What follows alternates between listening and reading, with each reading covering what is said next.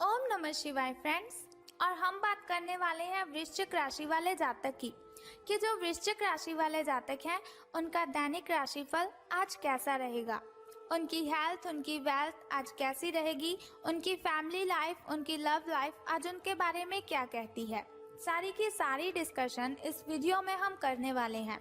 तो शुरुआत कर लेते हैं चाणक्य नीति ज्ञान से कि चाणक्य जी का क्या कहना है अगर हम जीवन में सफलता हासिल करना चाहते हैं तो चाणक्य जी कहते हैं, जब तक तुम दौड़ने का एहसास नहीं जुटाओगे तुम्हारे लिए परिस्थितियों में जीतना सदा असंभव रहेगा। जब तक तुम दौड़ने का एहसास नहीं जुटाओगे तुम्हारे लिए परिस्थितियों में जीतना सदा असंभव रहेगा।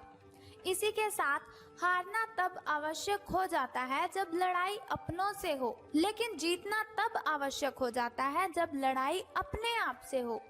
इसी के साथ वो कहते हैं, कभी भी मनुष्य की वर्तमान स्थिति देखकर उसके भविष्य का उपहास मत उड़ाओ, क्योंकि काल में इतनी शक्ति है कि वो एक मामूली से कोयले के टुकड़े को हीरे में बदल सकता है। तो इसी के साथ वो कहते हैं कि मूर्ख से वाद विवाद नहीं करना चाहिए, क्योंकि ऐसा करने से केवल व्यक्ति आप ही अपना समय नष्ट कर लेता है। तो जाहिर सी बात है, उनका कहना है कि हमें कभी भी ऐसा इंसान नहीं बनना चाहिए जो मुश्किलों से लड़ ना पाए। कभी भी हमें ऐसा नहीं इंसान बनना चाहिए जो अपनों से ही बहस करे। कभी भी हमें किसी का मजाक नहीं उड़ाना चाहिए। इसके अलावा चाणक्य जी का कहना है कि हमें कभी भी किसी का अपमान नहीं करना चाहिए। तो अब हम बात कर लेते हैं कि आपका जो दैनिक राशिफल है वो कैसा रहेगा। तो आपका अत्यधिक भावनात्मक होना और लोगों के लिए तो मददगार है ही, लेकिन इससे आप कई बार मुश्किलों में फंस जाते हैं। ऐसी स्थिति से बाहर आने में अपने पार्टनर की मदद लीजिए।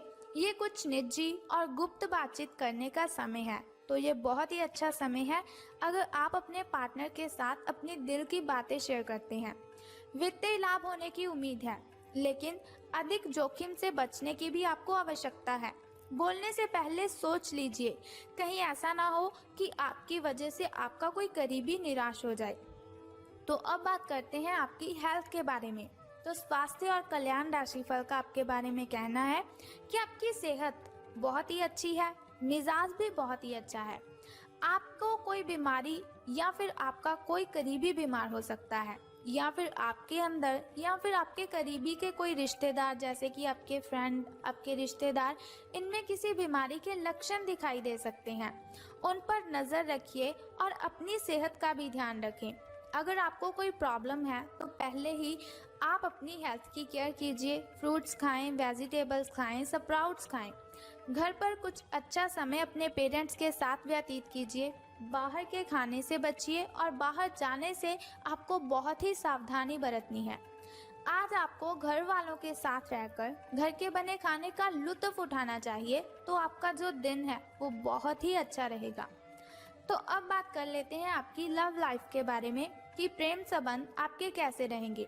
तो आज आपको अपने प्रिय के प्रति अपना व्यवहार बदलने की जरूरत पड़ सकती है।